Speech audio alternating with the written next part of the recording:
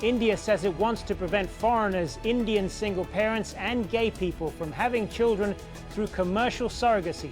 But is the move just about protecting the rights of poor women, or are there other motives? This is Inside Story.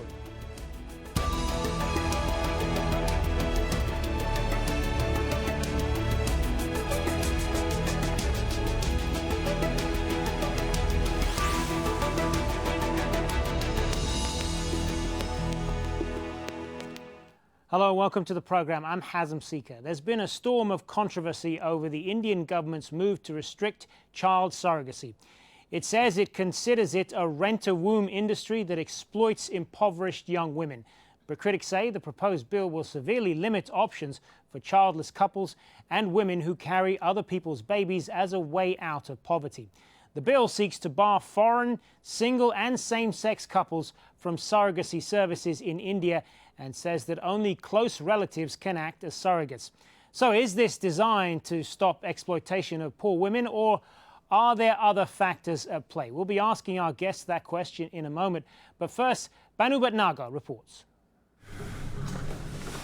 India has become a global hub for people who want to pay a surrogate to carry their child.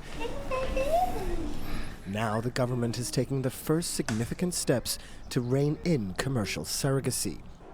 It says women are being exploited by an industry that pays them a fraction of what surrogates earn in the West. The draft surrogacy regulation bill will outlaw all forms of commercial surrogacy. Only Indian couples who are unable to conceive and have been married for at least 5 years can use a surrogate, and that surrogate must be a family member. The couple that wants a surrogate child should be legally married. Unmarried couples, single parents, couples in live-in relationships, and homosexual couples will not be allowed to go for altruistic surrogacy. A balance needs to be maintained. While commercial surrogacy needs to be banned, there should be a regulation on family members who are willing to help. India's low medical costs, lack of regulation, and large number of women willing to carry someone else's child have long fueled concerns about corruption and malpractice by doctors eager to satisfy foreign clients. At the heart of this lucrative business is the surrogate, usually a poor woman who sees surrogacy as a means to change her and her family's fortunes. It is the exploitation of these women the government says it intends to stop with the ban. But critics warn the industry will simply move underground, further endangering the health and safety of the very women the government is trying to protect. Banu Bhatnagar for Inside Story.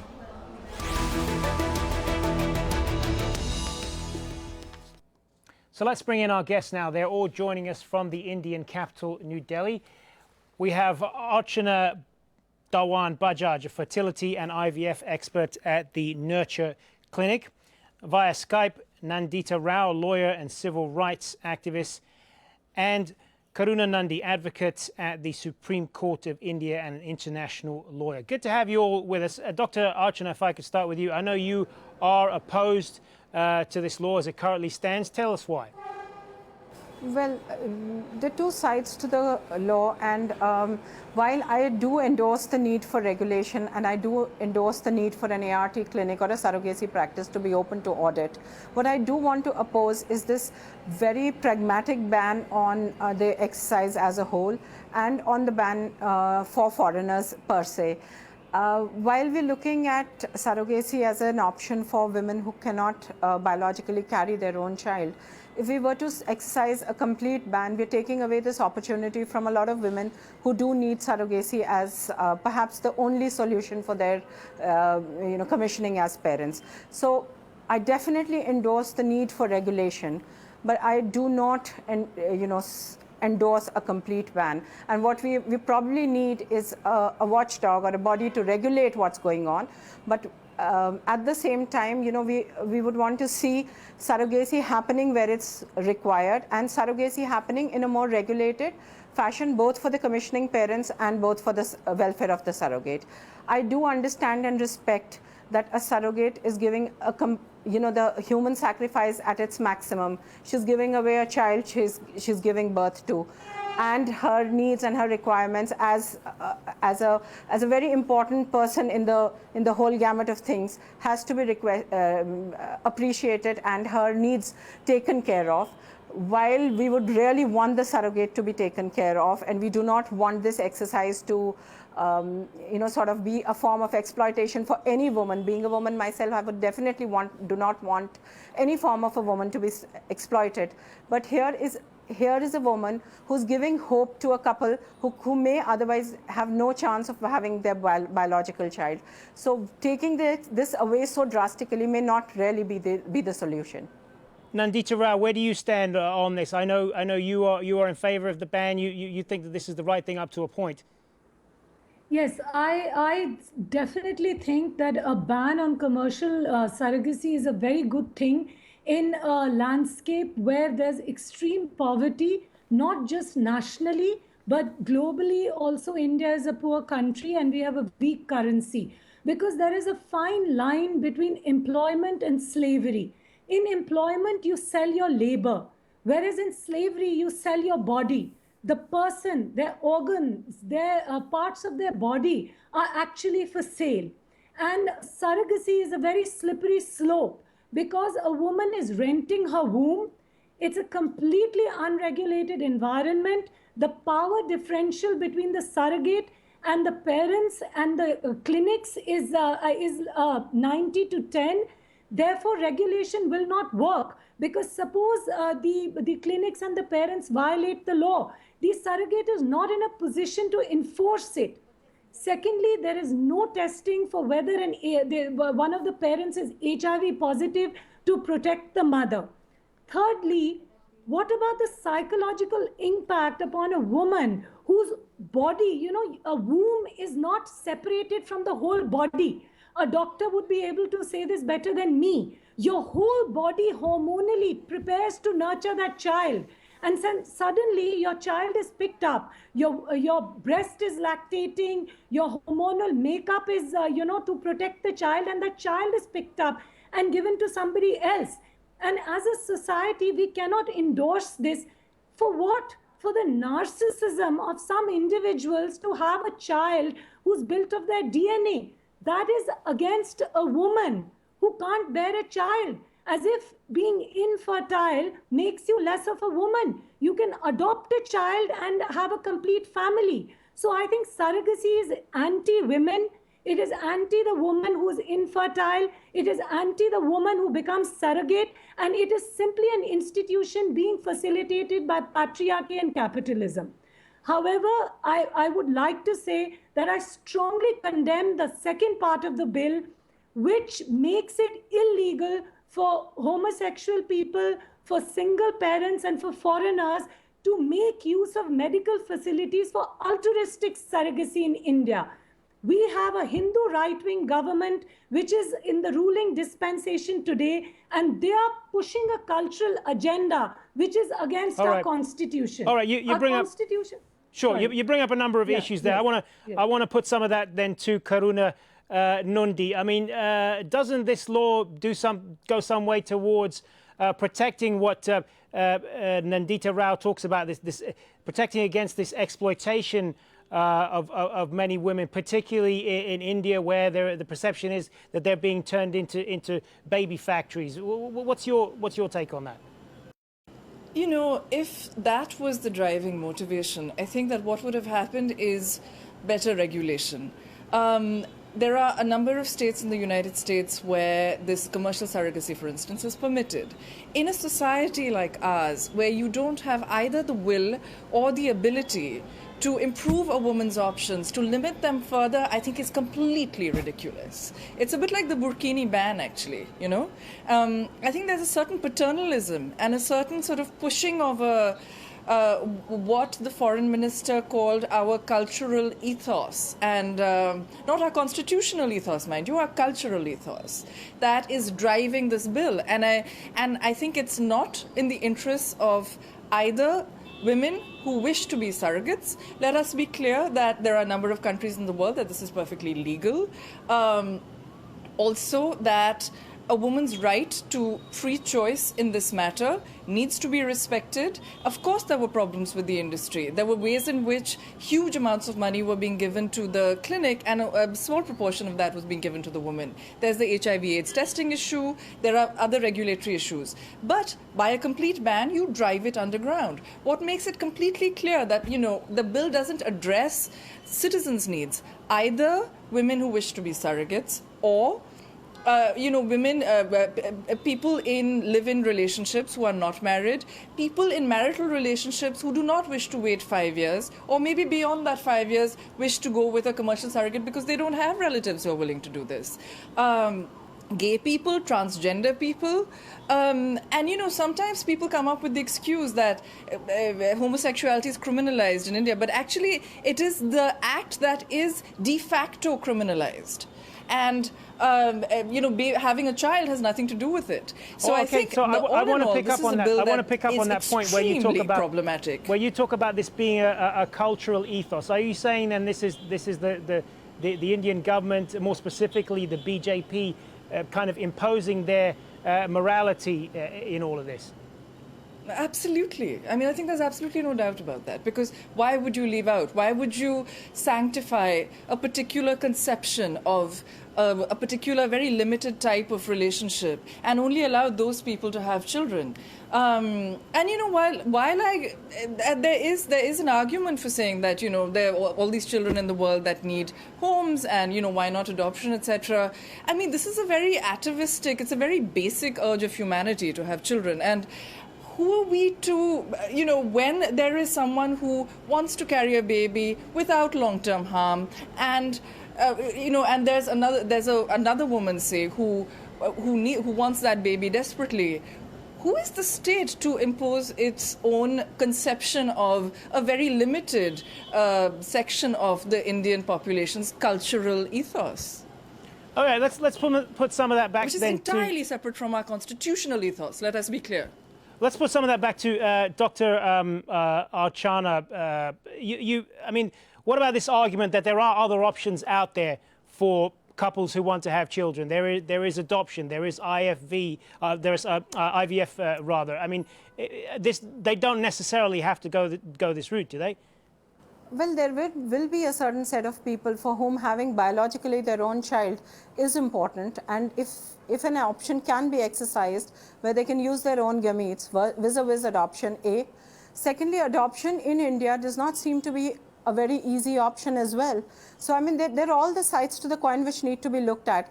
Though at one end, I do agree that there would be unscrupulous practices, and what one wants to stop is the unscrupulous activity. But what you're not, the part of the plot that we're missing is how much a surrogate does actually stand to benefit if she undergoes a surrogacy program well designed for her.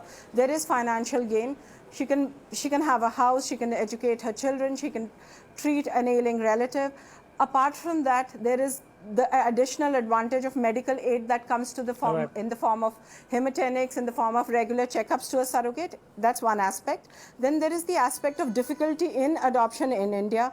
There is difficulty in a couple being able to carry a child. When you're looking at the larger picture, there is a picture that you need to consider about a woman who has her gametes but cannot carry a child. There's the need to be a parent, and who are we to take away this section? The advantage of being able to carry.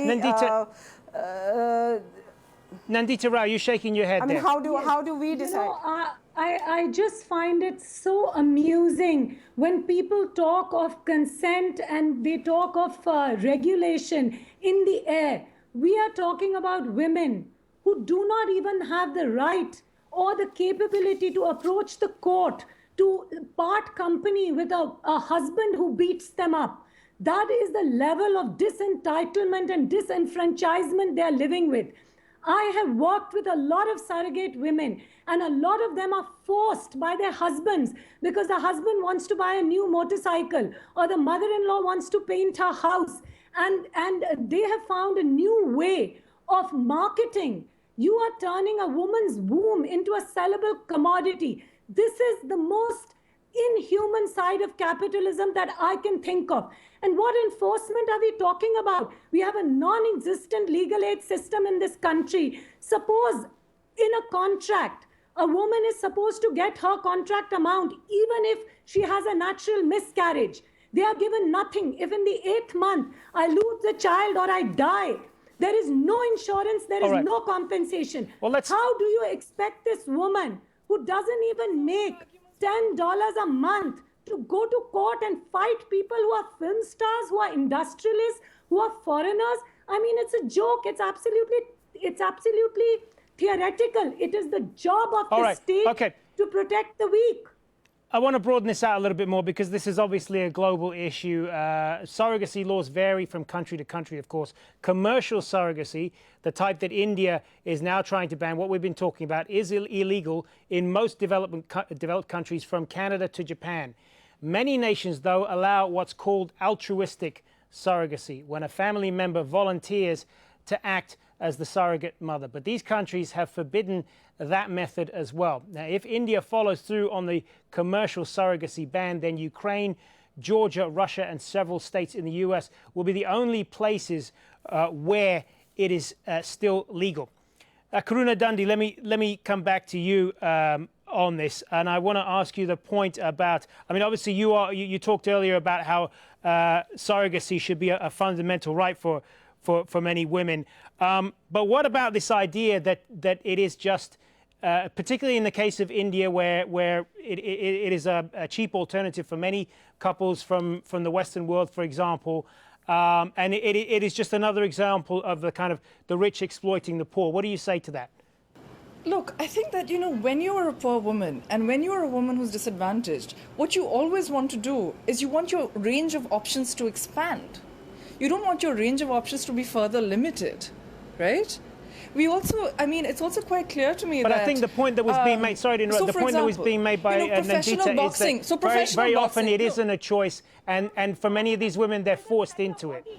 Even if that is true, by banning this, you would be limiting the option further. You're limiting this woman's options further. So, let's make an analogy. Since we are sort of now speaking more globally, let's speak of something else that has to do with free will that is making global headlines, right? The burkini ban. Now, while it is true that a woman who is on a beach in a burkini may have various factors that is forcing her to wear this, right? Like maybe it's her father or her husband forcing her to wear this. But the state coming in, or rather the mayors around Nice in France coming in and asking her to take that off is still deeply problematic. In the present case, I think that unless you are saying that, look, if rather than being I think ideally you would say that, look, if you rather than being a surrogate, let's make sure that you get a sort of range of employment, that you have a certain amount of power, that you have a lot more power, that you have just more options. And some of the points that Nandita is making are well taken, but I think they are much better addressed by regulation. Let's put some of that. And I think when you look at free will, will, and you look, for example, at professional boxers, let's talk about free will. Let's people put that working point, at oil rigs, on oil rigs, we allow that. Let's put that point to Nandita. If there is a situation where all of the parties involved know full well what they're getting into, particularly in the case of the surrogate, that she is making a conscious choice to have this child for this infertile couple. She knows exactly what she's getting into. Why should anyone? What right does anyone have to tell them that that's wrong? What right does the government have to make that illegal? If we live in a society which is equal, where a woman, say for example like me, who can earn from an education, who has land, who has property, if I make the choice to be a surrogate, commercially or otherwise, I'm making a free choice. But if I'm a woman who has no freedom even within my family, who has no education, who has no other option but to sell her body, and as a state you do not intervene to protect her, then I think if you say that she's making a free choice, you are making a joke of yourself and the idea of a free choice. Secondly, to compare something like a burkini to something which is akin to slavery, Are we as a society going 1,000 years back that we are going to tell poor people, well, instead of living impoverished, eating one meal a day in your little village in India or Africa, why don't you come and live as a slave in America? People should have a choice to come and live in as slaves. We have crossed this border of human decency 1,000 years ago, that people cannot sell their bodies. People cannot be made to sell their organs. If we are in such a state of deprivation that people have to do that, the state has to step in and give them a human life. We cannot return to slavery. That is unacceptable as a policy prescription. Karuna Nandi, I'll let you respond to that briefly. Look, you know, when it comes to women's bodies, women's sexualities, there is a way in which there's a certain paternalistic, patriarchal conception of regulation and the law that comes in that is not present in other cases. As I was saying, when somebody works on an oil rig, when somebody engages in professional boxing, the likelihood of long-term physical damage is much, much, much higher. And we allow that. You know, so for the state to step in and regulate this, yes, that would be absolutely wonderful. But the entire bill, the entire structure of the bill, the discriminatory aspects against gay people, against single mothers, against people in live-in relationships, I think is reflected in, in the complete ban as well. And honestly, I would like to see a lot more data on what the surrogates feel, and and a lot more consultation with surrogates, rather than the sort of patriarchal cultural ethos being brought in. I'm going to give what's probably going to be the final word now to Dr. Archana Dhawan Bajaj, and I want to ask you as well about this idea that this may be turning babies into kind of commodities, which is what people on the other side are saying. That during a pregnancy, a woman is supposed to have this bond with her unborn baby, and for the surrogate mother, the baby just becomes a kind of a means to an end, and in that case, the means is financial. What do you say to that argument? Well, when somebody enters into a surrogacy program, let us be very clear, that as healthcare providers, we're not a set of fools sitting there. There is a fair amount of counseling, both at the end of the counselor and the healthcare provider, that goes with the surrogate mother before she actually embarks on a surrogacy program. We're not really looking at, holding somebody walking down the street and butchering her into a surrogacy program. There's a fair amount of counseling, there's a fair amount of discussion. The woman is absolutely aware of what she's doing. She's somebody who's had biological children of her own before. So for her, procreation is not something entirely new. And believe it or not, it does not sound, it may sound dramatic, but it isn't. For somebody to have a third baby when you've had a set of 2 children is not so difficult.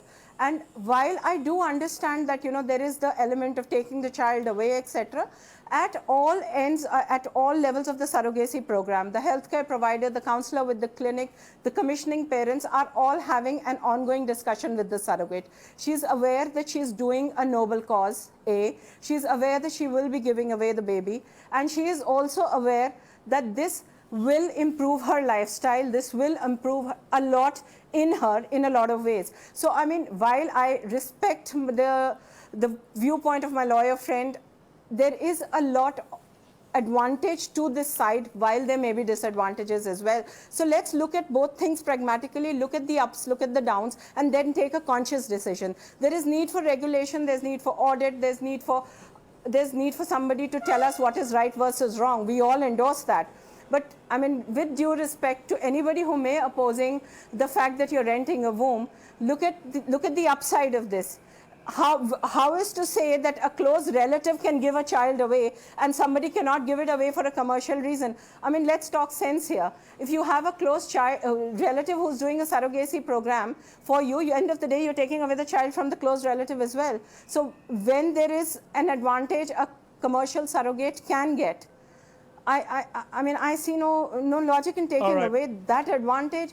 Where it has a lot of upsides, it may have a lot of downsides. Let's look at a regulatory body. We're going to have to leave it there. We could certainly spend a lot longer talking about this, but unfortunately we are out of time. I want to thank all 3 of you, Dr. Archana Dhawan Bajaj, Karuna Nandi, and Nandita Rao. Thanks very much for joining us in what's I'm sure they agree. Been a very spirited discussion, and that's it for this edition of Inside Story. Remember, you can see the program again anytime. Visit our website, aljazeera.com, and for further discussion, just go to our Facebook page. That's facebook.com/AJ Inside Story. You can also join the conversation on Twitter. Our handle is at AJ Inside Story. For me, Hazem, Sika, and the whole team here, bye for now.